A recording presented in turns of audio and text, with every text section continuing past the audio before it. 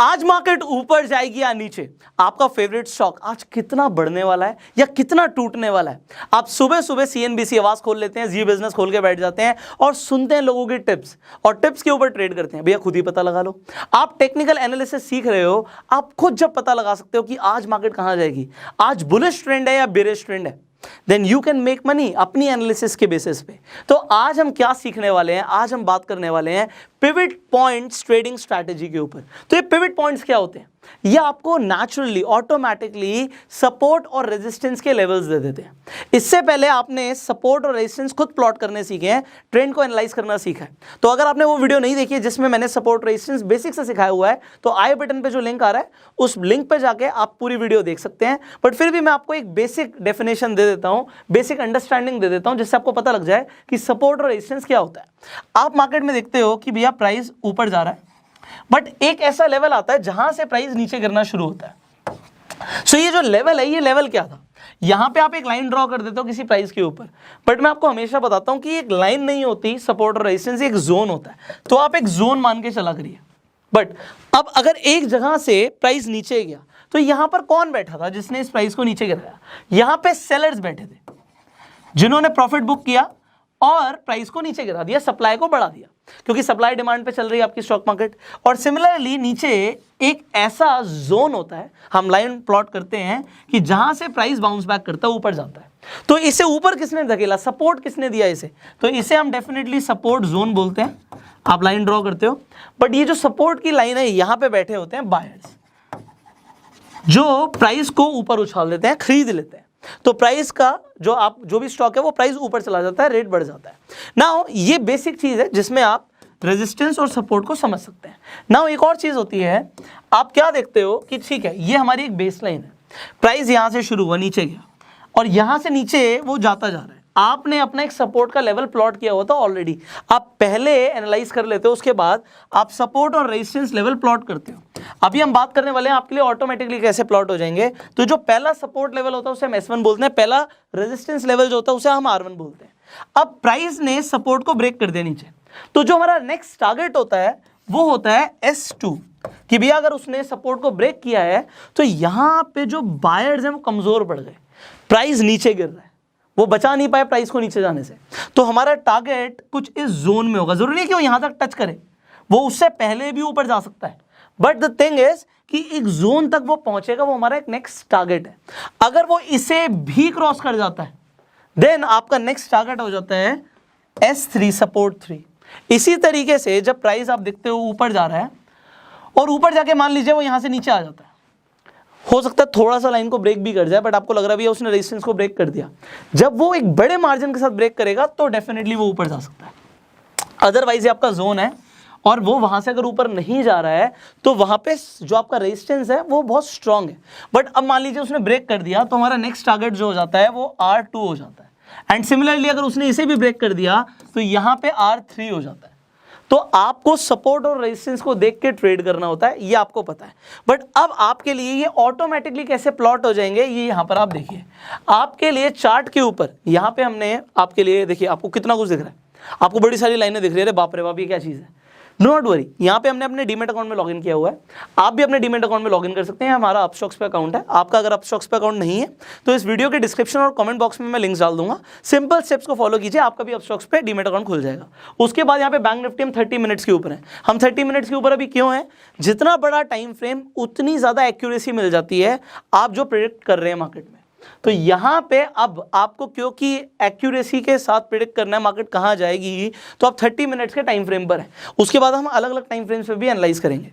अब आज मार्केट गिरी, ठीक है, मार्केट यहां से ओपन हुई, आप ऑलमोस्ट देख सकते हो 9:15 बजे मार्केट ओपन हुई, उसके बाद से गिर रही है और काफ़ी अच्छा टूटी आज मार्केट। अगर आज हम बैंक निफ्टी की बात करें, अभी आपको 400 पॉइंट गिरी हुई दिख रही है मार्केट। तो एक बहुत बड़ा, मतलब ये बहुत ज़्यादा डिफरेंस है। अगर आप ऑप्शन ट्रेडिंग कर रहे हो, आपको पता होता है यहाँ से अगर मार्केट बेरिश है नीचे जाएगी, और अगर आप ऑप्शन ट्रेडिंग कर रहे होते, सोचो कितना फायदा हो सकता है। आपने अगर पुट खरीदा होता बहुत ज़्यादा फायदा होता, बट आपको पता कैसे लगेगा? अब आपको पता लगेगा। कैसे पता लगेगा? हम यहाँ पे 30 मिनट्स पे क्यों है, एनालिसिस ज़्यादा आपकी एक्यूरेट हो जाएगी। अब यहाँ पर आप क्या देखते हो, just wait for a while, मैं यहाँ पे आ जाता हूँ क्योंकि आपको दिखे। Alright, now what you see, यहाँ पे आपके पास मल्टीपल रेजिस्टेंस और सपोर्ट के लेवल है। यहाँ पे मैंने पिवट पॉइंट्स को लिया हुआ है, इंडिकेटर ऑलरेडी प्लेस किया हुआ है। जब आप इंडिकेटर को हटा दोगे आपको सिंपल कैंडल स्टिक्स कुछ इस तरीके से दिखेंगी। आपको यहाँ पर दिख रहा है मार्केट ओपन हुई थी, डाउन ट्रेंड जा रहा है, बट आप पिवट पॉइंट्स को यूज करते हैं। इंडिकेटर्स पे जाओगे, पिवट पॉइंट्स लिखोगे, तो आप जब पिवट पॉइंट्स लिख दोगे कुछ इस तरीके से आपके सामने आ जाएगा। अलग अलग लाइंस आ जाएंगी सपोर्ट रेजिस्टेंस की, आप उनके कलर चेंज कर सकते हो, मैंने किए हुए हैं। तो यहाँ पर आप देखिए जब मार्केट खुलती है और आपकी यहाँ पे पिवट लाइन जो है व्हाइट कलर की उसके नीचे ओपन होती है तो मार्केट बेरिश होती है, वहां से प्राइस नीचे जाता है। और ये सिर्फ और सिर्फ एक बैंक निफ्टी का एग्जांपल नहीं है, आप कुछ भी खोल लो जिसमें भी आप ट्रेड करते हो। आप मान लो बैंक निफ्टी की जगह अगर आप ये निफ्टी में भी देखोगे तो अभी हम निफ्टी पे आ जाते हैं, एग्जांपल दे रहा हूं मैं, इंडिसेस पे हूं, अभी कोई स्टॉक भी सर्च कर सकते हैं हम। सो अब जब मार्केट ओपन हुई तो जब आप देख रहे हो कि मार्केट ओपन हुई, वो ओपन कहां हुई, वो ऑलमोस्ट आप देख रहे हो पिवट लाइन पे ओपन हुई, उसके बाद वो नीचे चली गई। तो यहां से आपको एक बेरिश ट्रेंड का पहले ही सिग्नल मिल गया। अगर ये यहां से और ओपन हुई होती और ग्रीन कैंडल बनती तो यहां से बुलिश ट्रेंड हो सकता था, बट नाउ यू सी। और इसकी कंफर्मेशन आपको कैसे मिल गई, दूसरी कैंडल को देख के। दूसरी कैंडल आपने देखी और नीचे बनी और उसने अपने सपोर्ट को भी ब्रेक कर दिया। नाउ हमने क्या अभी आपको सिखाया था कि अगर प्राइस सपोर्ट को ब्रेक कर देता है तो दूसरा टारगेट क्या होता है, दूसरा टारगेट होता है कि वो अपने दूसरे सपोर्ट तक पहुंचेगा। क्या ये प्राइस अपने दूसरे सपोर्ट तक पहुंचा? द आंसर इज यस, पहुंच गया भाई। अब यहां से वो बाउंस बैक कर गया, बट हम क्या अभी ट्रेड करें बीच में? अब आप डिपेंड करता है कितनी देर के लिए ट्रेड कर रहे हो। अगर आप स्कैल्प ट्रेडिंग कर रहे हो तो आप 30 मिनट्स का टाइम फ्रेम पे नहीं है कुछ भी करोगे, आप उसको देख के ट्रेड नहीं करोगे। अगर आप इंट्राडे कर रहे हो फिर भी आपको ये तो चलो आपको मार्केट ओपनिंग के हिसाब से पता लगा, आप 10 मिनट या 15 मिनट के टाइम फ्रेम पे आप अपनी ट्रेडिंग करते हो देखते हुए। अब यहाँ पे थोड़ी देर में आपको अलग अलग टाइम फ्रेम्स के हिसाब से सपोर्ट रेजिस्टेंस चेंज होते हुए देखेंगे। अब आप क्या देखते हो, now here what you see is कि मार्केट जब ओपन हुई, अब यहां पे इस टाइम फ्रेम के हिसाब से 5 मिनट के हिसाब से आपको दिख रहा है कि वो ऊपर ओपन हुई। तो अभी देखो हम गलती कर सकते थे कि हमें लगता कि वो ओपन हुई है पिवट लाइन के ऊपर। तो मैंने आपको क्या बोला, जब आप मार्केट का पूरा ट्रेंड देखने वाले हो तो 5 मिनट के हिसाब से नहीं, फिर आप 30 मिनट के हिसाब से जाओ। बट अब आपको क्या देखना है, अगर आप थोड़े शॉर्ट टर्म के लिए ट्रेड कर रहे हो या इंट्राडे कर रहे हो, फिर आप 5 मिनट या 10 मिनट के टाइम फ्रेम पे आप देखोगे। अब यहां पे डेफिनेटली आपको देखा कि मार्केट ओपन तो हुई है पिवट लाइन के ऊपर, बट फिर वो नीचे जा रही है, इसलिए 30 minutes. Now what you see is कि उसने अपने सपोर्ट 1 को क्रॉस किया तो नेक्स्ट टारगेट है सपोर्ट 2, और सपोर्ट 2 को अगर क्रॉस कर दिया तो नेक्स्ट टारगेट है सपोर्ट 3। एग्जैक्टली मार्केट ने वैसे ही परफॉर्म किया जो आपने अभी सीखा। तो पिवट लाइन से आपको काफी कुछ पता लग जाता है। हमने निफ्टी का देखा, सिमिलरली हम बैंक निफ्टी का देख रहे थे, and you can apply it on any stock.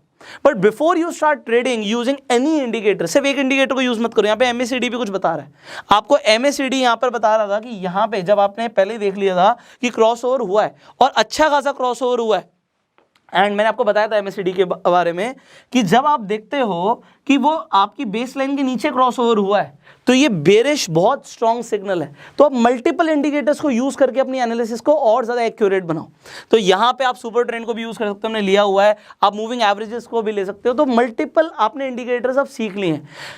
Pivot lines आपको रेजिस्टेंस सपोर्ट लेवल बताती है, और ये बहुत इंपॉर्टेंट है जानना कि रेजिस्टेंस और सपोर्ट लेवल क्या है। अब देखो प्राइस जो है वो S1 और S2 के बीच में है। तो अगर हमें कैसे पता लगेगा अगर ट्रेंड चेंज हो रहा होगा, डिपेंडिंग आप कितने मिनट के टाइम फ्रेम पे देख रहे हो। अगर वो अपने यहाँ पे सपोर्ट को क्रॉस करता है, अब सपोर्ट जो उसने क्रॉस किया था, S1 क्रॉस किया था, वो उसके लिए एक रेजिस्टेंस बन चुका है। अगर वो रेजिस्टेंस को क्रॉस करता है तो प्राइस ऊपर जाएगा। सिमिलरली अगर उसने S2 को क्रॉस करके नीचे आया था बट यहाँ से बाउंस बैक किया, अब बाउंस बैक किया उसने S2 को क्रॉस किया तो प्राइस ऊपर जाएगा।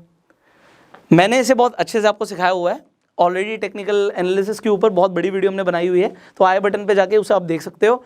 अगर आपको ये वीडियो समझ आई तो इस वीडियो को शेयर जरूर कीजिएगा, बिकॉज ये जो ऑटोमेटिकली सपोर्ट रेजिस्टेंस ड्रॉ हो गया ना, प्ले प्लॉट हो गया है, ये बहुत इंपॉर्टेंट है और अलग अलग टाइम फ्रेम्स में आपके लिए आगे प्लॉट होता भी जाएगा। तो आपको खुद से अगर आपको प्लॉट करने में सपोर्ट रेजिस्टेंस डिफिकल्टी आती है, so you can use pivot points trading strategy. If you like this video जल्दी से लाइक कर दीजिए। अगर आपके कुछ सवाल हैं तो नीचे कमेंट्स में पूछ सकते हैं। अभी देखो बहुत सारी वीडियोस बनाना बाकी है आपके लिए, क्योंकि टेक्निकल एनालिसिस स्टॉक मार्केट बहुत बड़ी फील्ड है। It is a humongous field and बहुत कुछ सीखना बाकी है। और मैंने आपको क्या बोला कि अभी आपने जो सीखा है उसे आप बहुत सारे चार्ट्स पे एनालाइज करो। आप 30 से 50 चार्ट्स डेली एनालाइज किया करो कि आपकी जो एनालिसिस है वो कितनी एक्यूरेट है। ये नहीं कि भैया मैं अभी देख रहा हूँ, इस चार्ट को देख रहा हूँ और मैं अभी पैसा लगाना शुरू कर दूं। स्टार्टिंग हमेशा पेपर ट्रेडिंग से करो। मैंने आपको हमेशा बोला है कि स्टार्टिंग में आते ही पैसा मत लगाओ, क्योंकि पेपर ट्रेडिंग जब आप करते हो तो आप रियल मनी से नहीं कर रहे, आप पेपर पे ही लिख लो कि मैंने एक शेयर इतने प्राइस पे खरीदा और फिर आपकी एनालिसिस के हिसाब से वो ऊपर जा रहा था, नीचे जा रहा था, कितना मुनाफा हुआ। एंड जब आपको पेपर पे मुनाफा होना शुरू हो जाए, then you can trade with real money. So अगर आप इस वीडियो को यूट्यूब पे देख रहे हैं, तुरंत सब्सक्राइब कीजिए, बेल आइकन पे क्लिक कीजिए कि ऐसी एक भी वीडियो आपसे मिस ना हो।